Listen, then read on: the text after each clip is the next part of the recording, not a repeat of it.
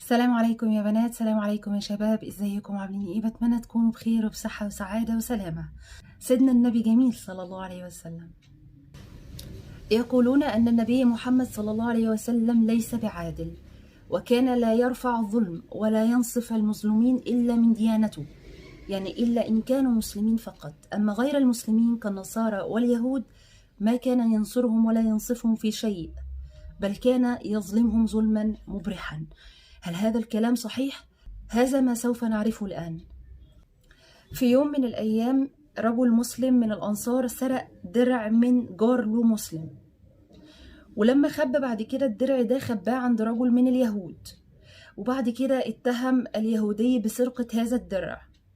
وبسبب كثرة الأدلة حوالين الموضوع كان خلاص النبي صلى الله عليه وسلم قرب إنه يصدق إنه فعلا الرجل اليهودي سرق هذا الدرع، وكمان كان خلاص هيعاقبه، إلا أن أنزل الله سبحانه وتعالى تلك الآية في سورة النساء. يقول الله سبحانه وتعالى: إنا أنزلنا إليك الكتاب بالحق لتحكم بين الناس بما أراك الله ولا تكن للخائنين خصيما واستغفر الله إن الله كان غفورا رحيما.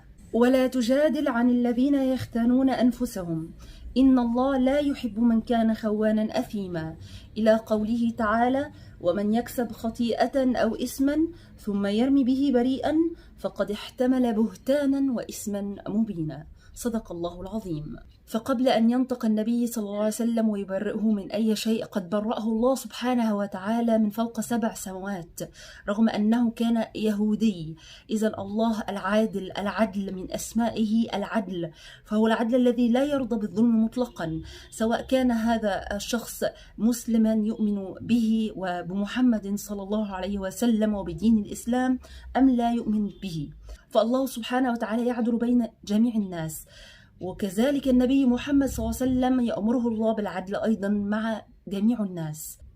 ولكن لم يتوقف الأمر عن ذلك فقط، أن الله سبحانه وتعالى برأ هذا اليهودي من فوق 7 سماوات، وجعل النبي صلى الله عليه وسلم يعلم أن هذا اليهودي بريء، وأن المسلم قد سرق جاره المسلم، وينبغي بالطبع أن يظهر هذا للناس.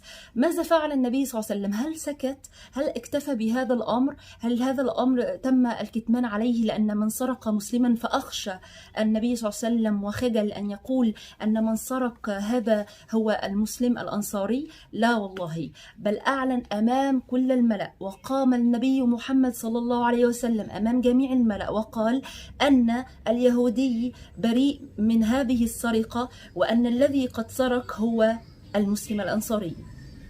ويحضرنا موقف صعب جدا في حياة النبي محمد صلى الله عليه وسلم، يدل على نبي الرحمة، يدل على أنه نبي الإنسانية، يدل على عدله ورحمته بالآخرين حتى وإن كانوا غير مسلمين.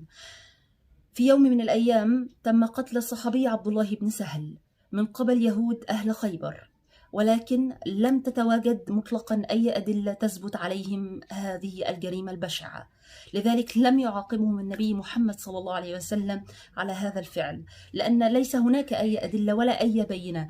ومن المتعارف عليه دائما أن البينة على من ادعى.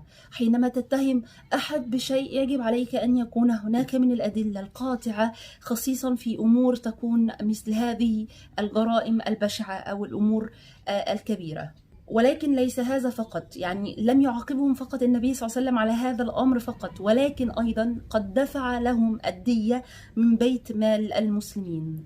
ثم بعد ذلك يأتون ويقولون أن نبي محمد صلى الله عليه وسلم هو نبي ظالم، هو نبي ليس برحيم، هو نبي ليس يدعو للإنسانية بل يدعو إلى الفجور والفسق، بل يدعو إلى الإرهاب والقتل وسفك الدماء. هذا ظلم وافتراء وكذب على سيدنا النبي محمد صلى الله عليه وسلم.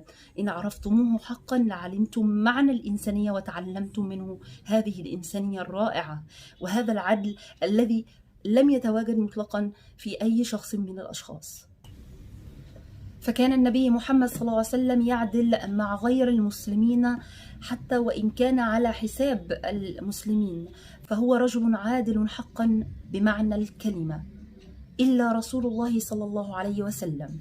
اللهم صل صلاة كاملة وسلم سلاما تاما على نبي تنحل به العقد وتنفرج به الكرب وتقضى به الحوائج وتنال به الرغائب وحسن الخواتيم ويستسقى به الغمام بوجهه الكريم، وعلى آله وصحبه وسلم.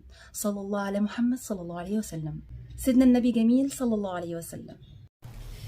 أنت نور الله فجرا، جئت بعد العسر يسرا، ربنا أعلاك قدرا يا إمام الأنبياء.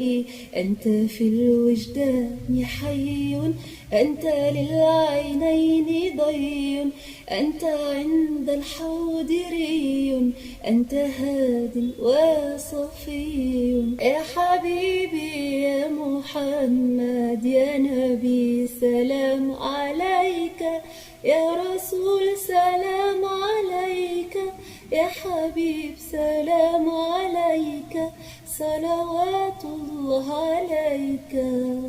يرتوي بالحب قلبي، حبي خير رسل ربي، من به أبصرت دربي، يا شفيعي يا رسول الله.